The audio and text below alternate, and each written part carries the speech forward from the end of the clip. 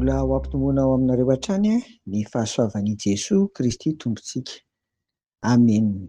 Andery havana mbola hiara-bavaka hatrany isika toy ny fanaontsika isa-maraina toy izao. Vavaka ary isika ry Tompo reneny an-danitro, indreto izay manondrika ny lohanay eto anatrehanao. Miatrika an'ity tontolo andro ity. Maneho fankasitrahana, maneho fanetretena ihany koa, ary indrindra indrindra maneho fanajana sy fanomezam-boninahitra anao. Misaotra ny amin'ny endriky ny fitiavanao izay asehonao aminay Tompo. Izany no mbola matoy izao anay. Misaotra indrindra amin'ny anaran'i Jesoa. Amen. Ny epistily nosoratan'i Jaona dia ny Jaona voalohany izany dia mampianatra antsika ry havana fa misy ny ratsy rehetra eto amin'izao tontolo izao. Noho izany dia tsy tokony ho tohiavina na ametrahana ny fo. Dia hoy ary Jaona ao amin'ny epistiliny hoe aza makamamy an'izao tontolo izao na ny zavatra ao amin'izao tontolo izao. Raha misy olona makamamy an'izao tontolo izao dia tsy ao anatin'izany olona izany ny fitiavana ny Ray. Satria ny zavatra rehetra izay ao amin'izao tontolo izao, izany hoe ny filan-dratsy maha olona mpanota sy ny fisiritan'ny zavatra hita amin'ny maso ary ny rehaka momba izao fiainana izao dia tsy avy amin'ny Ray fa avy amin'izao tontolo izao. Jaona voalohany 2:1-12 ka hatramin'ny 17. Izany dia nivakiako ry havana araka ny dimy manandika teny iombonana ekumenika eto Madagasikara.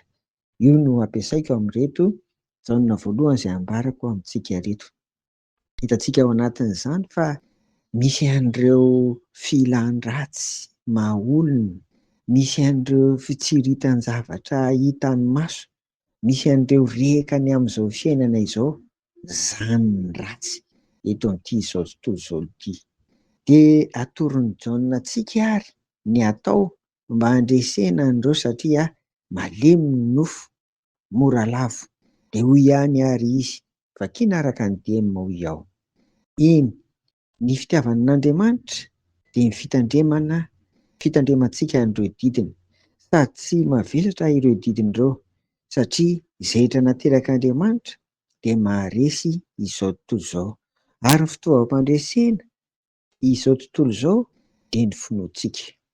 Jaona voalohany 5:1-7 sy ny 14. Averiko ihany, vakiana araka ny dimy manandika teny iombonana ekumenika eto Madagasikara. Enjana ny fiatrehana an'ilay izao tontolo izao, indrindra izay hita amin'ny maso araka ny nambara teo. Mety hamandrika, mety hampalavo tolo izany, hitaona ny tena hanota. Ka izao ambaran'i Jaona izany fa zava-dehibe aloha ny fitiavana an'Andriamanitra. Atao mameno ny fo ny fitiavan'Andriamanitra, ary izany dia aseho amin'ny fitandremana an'ireo didiny. Sarobidy ho antsika izany ary mila soratana sy raketina ao am-po. Fitiavan'Andriamanitra, fitandremana ny didiny. Avy eo dia ambarany koa fa izay rehetra naterak'Andriamanitra dia maharesy izao tontolo izao. Raha olona mbola nofo, ilay teraka ara-nofo, ilay manana tsingerin-taona naterahany fotsiny izany dia tsy haharesy an'izao tontolo izao mihitsy. Ho lavo an'ireo fakam-panahy sy fandrika samihafa ataon'ny Satana. Fa tsy maintsy nandalo ny fahaterahan'Andriamanitra izy, dia ilay fahaterahanam-baovao izany. Zava-dehibe amintsika io, fanekenan'i Jesoa ho Tompo sy mpamonjy, indrindrindra fifonana ka tsy hiverenana amin'ireo ota efa natao taloha.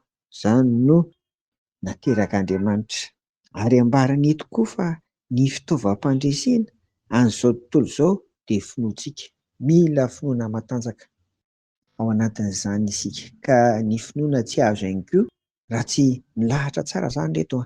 Tianao Andriamanitra, vonona hitandrina ny didiny, avy eo dia efa nandalo an'ity ilay fahaterahan'Andriamanitra ity. Ary dia miasa ao anatintsika amin'izay ny fanahy masina ka mampitombo ny finoana. Finoana matanjaka no andresena an'izao tontolo izao ry havana. Dia ity ary mba misy fanontaniana apetraka eto am-pamarana hoe manao ahoana ary ny fitiavanao an'Andriamanitra amin'ny fitandremana ny didiny? Faharoa, efa naterak'Andriamanitra ve ianao? Amen. Vavaka isika. Ke andresy an'izao tontolo izao izay Tompo, koa ampio ary mba ahay momba ny fitarihan'ny fanahy masina, hanohitra ny tsy mifanaraka amin'ny teninao, ny didinao rehetra. Ampiako izay mba hitoetra aty anatinay ianao Andriamanitra, miaraka amin'ny fitiavana anao, mba azon'Niamahana fonina velona, finoana miasa, handresena ny ratsy rehetra. Dia amin'ny anaran'i Jesoa no anaovanay an'izany vavaka izany. Amen. Ho aminareo ny fiadanan'i Jesoa ry havako. Amen.